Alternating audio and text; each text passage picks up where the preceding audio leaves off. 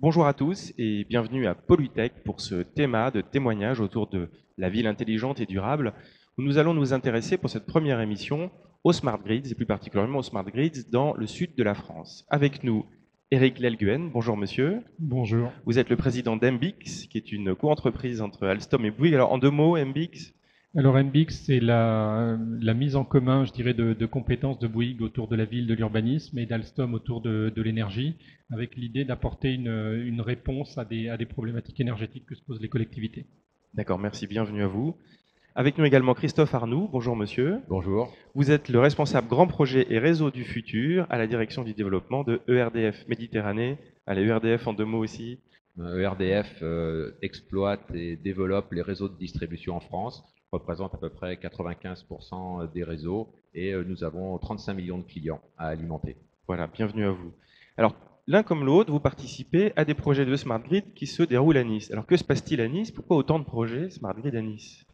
Alors, peut-être deux ou trois bonnes raisons. Une première raison qui est que la région PACA, comme la région Bretagne, est une région qui a quelques difficultés d'approvisionnement électrique et donc une nécessité de trouver des solutions locales. Une deuxième raison qui cette fois-ci différencie largement PACA de la Bretagne, qui est l'ensoleillement et la production photovoltaïque locale.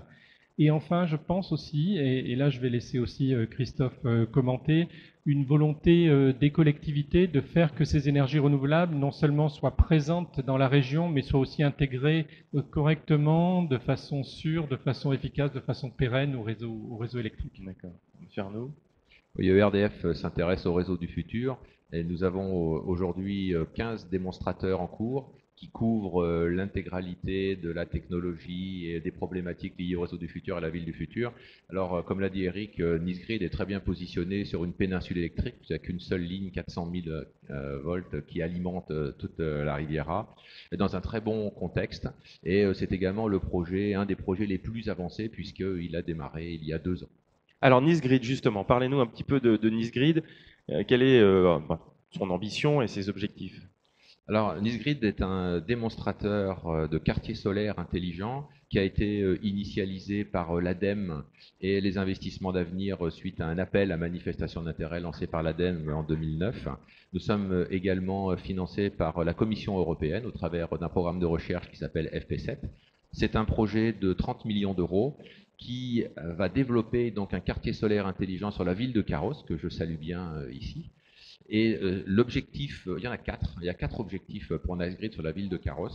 Nous voulons essayer de tester des méthodes pour intégrer harmonieusement, massivement du photovoltaïque. Comme Eric l'a souligné, c'est une région où le photovoltaïque se développe beaucoup. Nous voulons aussi étudier le comportement de nos consommateurs d'électricité et voir comment ils peuvent évoluer vers un rôle plus actif qui serait le consommateur. Nous voulons également tester, puisque nous allons disposer de clients équipés de photovoltaïque, de batteries, d'intelligence, eh bien, voir si on peut pousser plus loin la logique et essayer de faire fonctionner de façon autonome pendant une durée limitée une poche de réseau basse tension, quelques dizaines de clients basse tension, sans machine tournante, donc sans diesel, sans rien, juste avec le solaire et des ordinateurs et des batteries. Et dernier objectif, eh bien, profiter de tous ces équipements pour tester les modèles économiques liés au smart grid. Et j'ajouterai 2 petites choses. Nice Grid a 2 caractéristiques transverses. La première, c'est qu'il va reposer sur une architecture Linky, donc le compteur communiquant français. Nous en avons déjà installé 1200 et on va en installer 2500 sur la ville de Carros. Et deuxième caractéristique, eh bien, Nice Grid va tester les batteries, le stockage d'électricité sur tous les niveaux du réseau, depuis le poste source jusque chez le client, puisque nous sommes en train de recruter des clients qui acceptent d'avoir une petite batterie chez eux qui serait pilotée par EDF. Il faudra aussi que je vous dise quelques mots sur nos partenaires. Les batteries sont fournies par une société française qui s'appelle SAP. Alors parlons un petit peu justement de ces batteries et de l'architecture technique qui a été choisie. Juste au passage, alors il y a un jeu de mots, c'est NiceGrid et NiceGrid, on dit les deux en même temps? Oui, alors j'ai appris une certaine souplesse dans ce domaine. Quand je parle à nos amis de l'ADEME, bien sûr, je dis NiceGrid. Et puis quand je parle à la Commission européenne, et là, nous passons à NiceGrid, qui est bien aussi parce que nice, ça veut dire gentil en anglais. Bon. Alors voilà, justement, d'un point de vue technique, ce côté poche, on parle de quelle puissance et puis aussi sur les batteries. Vous pouviez rentrer un petit peu dans le Oui, détail. alors on peut rentrer quelques instants dans le détail des batteries. Donc 3 niveaux de batterie. La plus grosse, et effectivement quand on la voit, c'est quelque chose d'imposant, fera 1 MW. Elle sera installée au poste source de carreau, c'est-à-dire à l'endroit où on transforme l'électricité qui arrive en haute tension au niveau de tension de la distribution. Elle fera 1 MW et au passage, on a réalisé que c'était plus complexe que ce qu'on pouvait imaginer. Au départ du projet, on n'avait pas réalisé l'importance des onduleurs qui sont liés à ces équipements de batterie. Et d'ailleurs, un nouveau partenaire a rejoint le consortium qui s'appelle Socomec, entreprise française qui fabrique des onduleurs. Donc un premier niveau de batterie, 1 MW, 560 kWh. Ensuite, sur le réseau, eh bien là, des batteries de 33 kg, 100 kWh. Et chez les particuliers, des batteries de 4 kW, 4 kWh. Vous voyez, on va couvrir l'intégralité avec des niveaux de puissance différentes et des niveaux d'onduleurs aussi différents. Et c'est donc sur ces batteries qu'on va s'appuyer pour faire fonctionner les poches dont vous parliez tout à l'heure. C'est assez innovant comme Alors, démarche. ces batteries ont plusieurs rôles qu'on pourra détailler si vous le souhaitez. Celle de la poche est particulière. On a choisi une poche où il y a beaucoup de photovoltaïque. Donc là, la batterie, j'ai oublié de le mentionner, sera un petit peu plus costaud. Elle fait 250 kW pour 660 kWh et elle sera chargée d'absorber pendant les quelques instants ou les quelques heures, disons, où cette poche va fonctionner en autonome, d'absorber la production massive du photovoltaïque qu'il y aura sur cette poche, et il s'en installe beaucoup. Et puis, quand le soleil va décliner à l'horizon, et puis qu'il y aura moins de production photovoltaïque, à ce moment-là, la batterie prendra le relais pour aller alimenter bien, les clients qui sont là. Alors, pourquoi est-ce qu'on fait tout ça? Juste une illustration. On peut considérer que dans le monde, il y a beaucoup de pays qui sont, où il y a des poches de vie qui sont alimentées par des lignes moyenne tension de qualité médiocre. Ces poches de vie comprennent un dispensaire, une école, quelques magasins, etc. Il y a souvent beaucoup de soleil dans ces pays. Eh bien, essayons de développer une technologie pas trop sophistiquée, mais qui utilise le soleil, qui ne pollue pas puisqu'il n'y a pas de groupe diesel, de telle façon que quand l'alimentation amont est perdue, eh bien, la vie continue dans ces poches de vie. C'est ce qu'on essaie de faire sur NiceGrid. Très bien, merci beaucoup. Alors, Monsieur Lelguen, vous êtes aussi sur un projet dans le même coin qui s'appelle Nice Meridia. En quoi est-il différent? Pourquoi finalement deux projets quasiment en même temps sur le même territoire? Et puis peut-être vous pouvez nous le présenter, bien sûr. Alors, très rapidement, Nice Meridia, c'est en fait une démarche légèrement différente de celle de NiceGrid, dans le sens que NiceGrid est un démonstrateur avec une forte visée technologique. Donc c'est un des grands, et Christophe l'a indiqué, un des grands démonstrateurs français, un des plus avancés aussi. Nice Meridia, on est dans une problématique d'un écoquartier qui aurait pu voir le jour, je dirais, sans le smart grid, hein, avec une zone de 24 hectares en région niçoise, donc 300 mètres sur 800 mètres, un aménageur, Christian de Villers, un architecte français de renom, qu'on a rencontré lors d'un dîner et qui nous a dit, écoutez, moi j'ai entendu différentes web TV où on me parlait de smart grid et tout ça m'a l'air passionnant, mais alors j'ai absolument aucune idée du caractère opérationnel de la chose et j'aimerais arriver à traduire ça dans mes projets.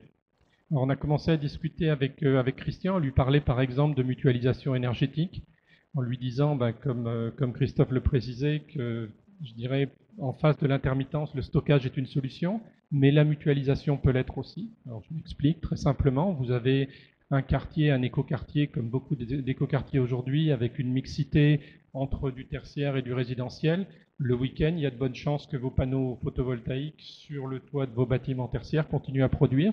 À ce moment-là, vous avez probablement du résidentiel qui est tout à fait prêt à en profiter. Donc vous pouvez peut-être éviter des solutions complexes, mais simplement mutualiser ou partager cette énergie, comme finalement on partagerait des places de parking entre un bâtiment d'entreprise et une zone résidentielle. Donc ça a été le début de cette idée. Nice Meridia, c'est aussi tirer profit des premiers retours d'expérience dont on peut bénéficier sur NISGrid, donc, mais aussi sur ICGrid, Reflex, enfin un certain nombre de ces très beaux démonstrateurs qu'on réalise un peu partout en France, où à chaque fois on se dit c'est bien, on avance, mais ça aurait été tellement mieux si on avait tout prévu au départ.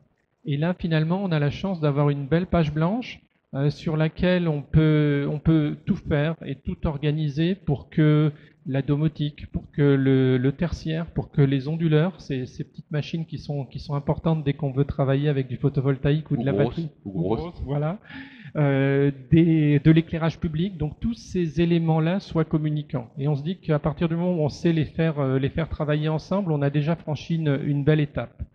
Nice Meridia est aussi différent dans le sens que on croit beaucoup aujourd'hui à la mixité énergétique. Donc Nice Meridia, on aura effectivement une grande partie électrique, mais il est très probable que les besoins de chaud et de froid seront assurés par de la géothermie. Donc c'est aussi cette mixité énergétique qu'on essaye de gérer.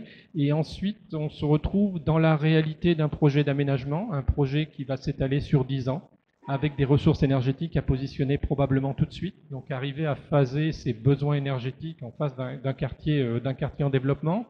Donc c'est un travail, je dirais, au quotidien avec tous les acteurs. ERDF en est évidemment un, pour arriver à, je dirais, rendre pertinent ce smart grid, à faire que le smart grid amène des solutions intelligentes, amène des économies d'échelle, amène peut-être des économies en coût d'infrastructure et fasse bénéficier finalement et amène à la région niçoise ce qu'elle attend, c'est-à-dire un peu d'énergie verte, bien intégrée, qui augmente son autonomie, et on est dans une région qui en a bien besoin. Donc on est dans une démarche qui me passionne parce que finalement c'est la première fois qu'une collectivité, ça a commencé par la CCI, la Chambre de commerce et d'industrie de la région, qui a décidé d'élaborer une charte Smart Grid, et l'EPA, donc l'aménageur, a décidé de mettre ça en application, de tirer profit des démonstrateurs, de travailler dans le contexte français, dans le cadre réglementaire existant, avec les acteurs existants, et d'arriver à faire du Smart Grid une réalité. Dans ce sens, c'est passionnant et c'est une première. Alors, juste d'un point de vue technique, qu'est-ce qui est compliqué dans ce genre de projet, techniquement ? Le premier point, alors j'ai souvent l'habitude de prendre cette image. On a en France en France et dans le monde d'ailleurs, beaucoup de systèmes intelligents. On va avoir de l'éclairage public intelligent, les onduleurs sont de plus en plus intelligents, la domotique est de plus en plus intelligente. Alors Christophe et moi, on a dû partager les mêmes classes à un moment donné, et je me rappelle de ces classes où vous aviez les premiers de la classe. Et puis vous donniez un travail de groupe et les 4 ou 5 premiers de la classe se mettaient ensemble et c'était pas forcément eux qui produisaient le meilleur devoir. Alors ils avaient un peu de mal à travailler ensemble et je pense que c'est un des premiers sujets.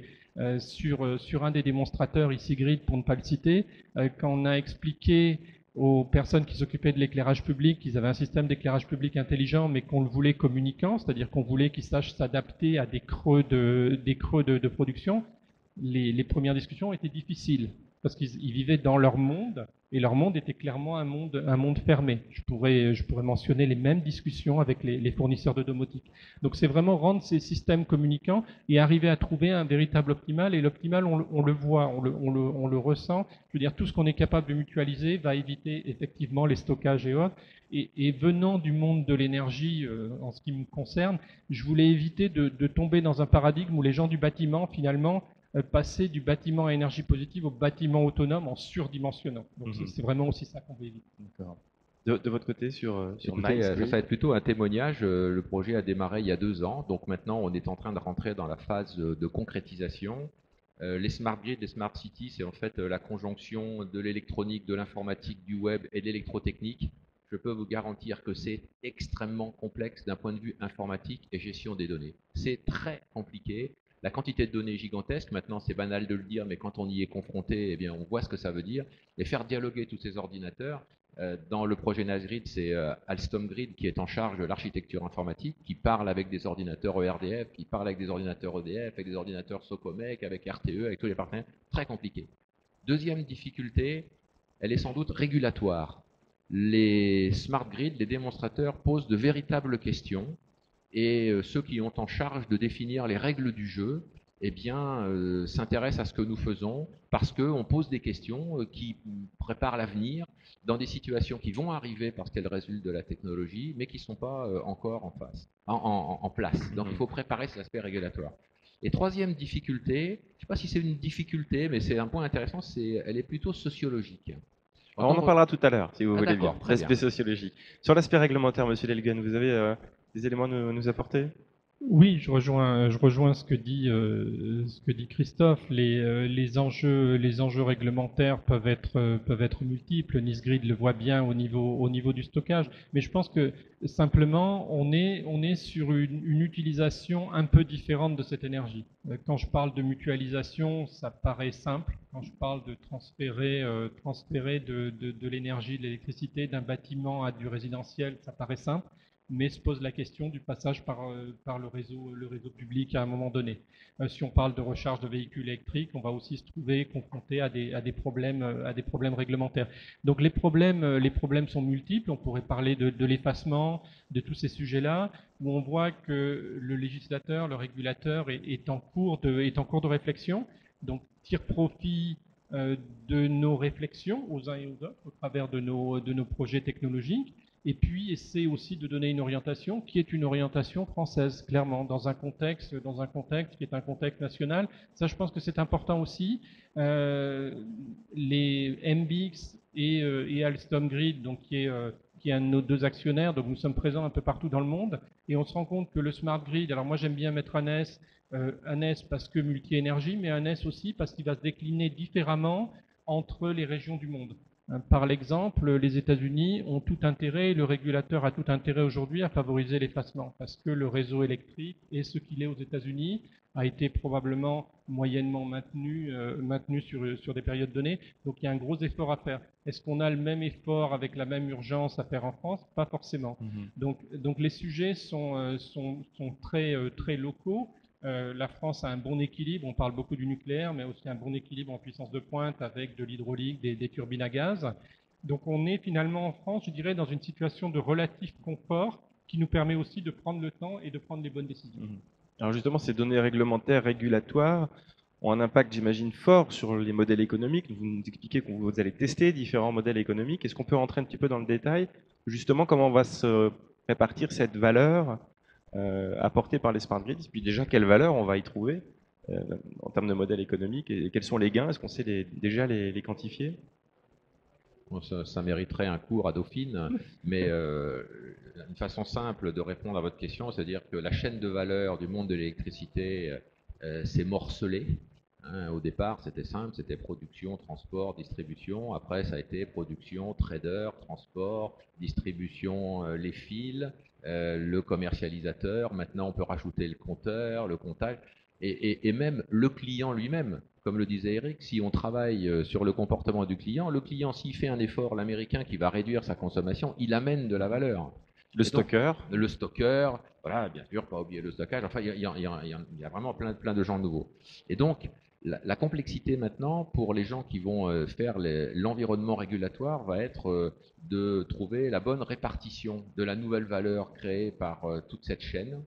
Et il faut le faire en fonction des contextes. Et dans le cas de NISGRID, par exemple, on travaille beaucoup avec toutes les institutions qui sont en charge d'établir la régulation, dont la CRE, qui observent ce que nous faisons, qui éventuellement, même au travers d'instituts, de conseils, peuvent orienter et utiliser les démonstrateurs, et finalement c'est leur but, pour tester et aboutir à une bonne solution pour la France. Donc c'est encore un peu prématuré, si je comprends bien, de parler de pistes de modèles économiques pour NISGRID. On regarde où la valeur peut se faire en fonction de la technologie. Et oui, effectivement, il y a encore 2 ans.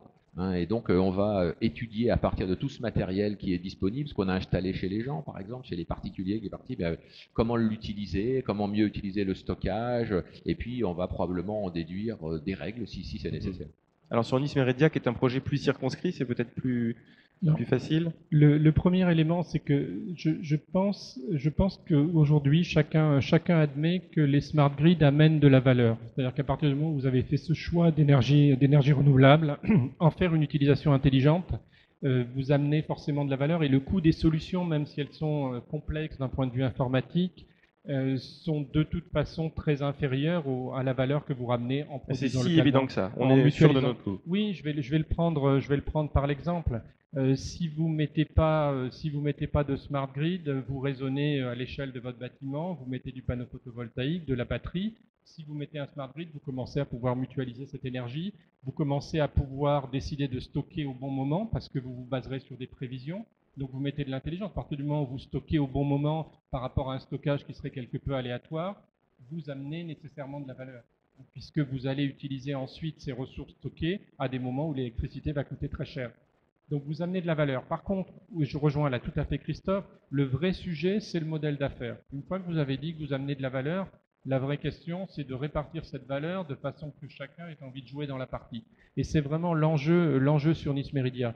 On ne conteste plus trop aujourd'hui le fait que le smart grid amène de la valeur. La CRE en France, le régulateur français, travaille sur des quantifications. Le régulateur anglais, l'OFGEM, est probablement beaucoup plus avancé sur les sujets. Donc on a aujourd'hui un certain nombre de rapports sur lesquels on peut se baser et qui traduisent les diminutions de coûts d'infrastructure liées au smart grid. Donc on a des éléments factuels. Par contre, derrière, il y a un véritable enjeu de modèle d'affaires. Et je rejoins Christophe, le modèle d'affaires, déjà au niveau électrique, c'est complexifié. Et si vous regardez dans l'écoquartier, l'opérateur de stockage qui peut être multiple, puisqu'on peut avoir du stockage au niveau du poste de distribution, au niveau du bâtiment, voire au niveau du véhicule électrique, pardon, l'opérateur d'éclairage public, donc tous ces acteurs-là qu'on va vouloir faire participer, voire le particulier d'ailleurs, il faut arriver à trouver le modèle qui fasse que cette valeur générée par le smart grid soit répartie entre les différents acteurs. Est-ce que je vais réussir à vous arracher un chiffre? Un retour sur investissement sur le surcoût de Nice Meridia? Non? Trop tôt? C'est probablement un peu trop tôt, donc vous aurez un peu de mal à arracher ce chiffre. En plus, les choix, comme je le disais, les choix énergétiques sont en cours de définition, géothermie ou pas de géothermie, mais quelque part le coût, je dirais, le coût de la solution informatique sera minime par rapport à la valeur générée. Les coûts d'infrastructure ensuite, ou la réduction des coûts d'infrastructure, je ne vais pas forcément les commenter parce que les opinions peuvent être différentes là-dessus, mais des études existent aujourd'hui et qui montrent une potentialité aussi de réduction de coûts d'infrastructure. D'accord. Moi, je voudrais insister sur les démonstrateurs. Votre question est un tout petit peu en avance. Tous les démonstrateurs, lorsqu'ils vont faire leur bilan, leur évaluation à la fin, vont réaliser une analyse coût-bénéfice. Et ces analyses coût-bénéfice vont permettre de donner des tendances. Aujourd'hui, c'est un peu tôt. D'accord. Alors tout à l'heure, vous parliez des enjeux sociologiques de ces projets. Est-ce qu'il y a déjà des choix qui ont été faits? Vous avez déjà des premiers retours? Vous en attendez quoi concrètement d'un point de vue sociologique? Dans Nasgrid, la sociologie, on l'a surtout approchée au travers des contacts qu'on a eus avec la population de Carros. Et c'est très enrichissant, enfin, moi, ça restera des grands moments, les rencontres pour la présentation du projet, les rencontres publiques, le dialogue avec les opposants aussi, il y en avait. Et en fait, on se rend compte que quand on explique, quand on présente ce qu'on va faire, on explique l'intérêt pour le futur, généralement, les oppositions tombent et les familles avec les enfants disent finalement, ces gens-là préparent l'avenir, soyons plutôt participants plutôt qu'opposés. Pour tirer peut-être une première leçon, on peut dire que l'intérêt, et là on est peut-être moins au niveau de l'humain, mais plus au niveau de l'intérêt des affaires, fait que les sociétés, les industriels sont quand même plus volontaires pour participer dans le recrutement. Vous voyez, c'est le petit thermomètre, mais en attendant, il donne une bonne idée de ce qui se passe. Donc le monde de l'industrie, à mon avis, sera le premier, peut-être aussi celui des collectivités, sera le premier à rentrer dans ce domaine-là. Pour le particulier, il voit arriver la petite batterie, ça sera sans doute moins évident jusqu'à ce qu'on démontre que en fait, c'est un grand mouvement qui est dans l'intérêt de tous. Côté Nice Meridia, tout le monde veut venir habiter Non, je ne sais pas si tout le monde veut venir habiter à Nice Meridia parce qu'il y a du soleil ou parce qu'il y a du smart grid. Je vous laisse la réponse. Mais ceci étant, oui, je rejoins ce qui a été dit. Je pense qu'au niveau des collectivités, des industriels, les gens sont déjà rentrés dans des démarches d'efficacité énergétique et finalement le smart grid, c'est l'étape d'après. Au niveau du particulier, on l'a vu, nous sur EasyGrid, on a travaillé avec des sociologues. L'appétence, je dirais, pour les outils smart grid n'est pas forcément naturellement là. La problématique énergétique, elle commence à arriver en France. La précarité énergétique commence à être, mais pas forcément dans ces régions niçoises et dans des régions d'écoquartiers, commence à être une réalité en France. Mais on voit clairement que de toute façon, l'outil doit être accompagné. Ce n'est pas un outil seul, ce n'est pas un boîtier seul qui, même s'il donne de la consommation, sans un support, sans un accompagnement, va permettre à l'individu de vraiment prendre des actions efficaces. Par contre, un bon outil avec l'accompagnement qui va bien, nous on a fait travailler dans certains démonstrateurs des écoles de design, par exemple, qui se sont intéressés à la façon de traduire la performance énergétique.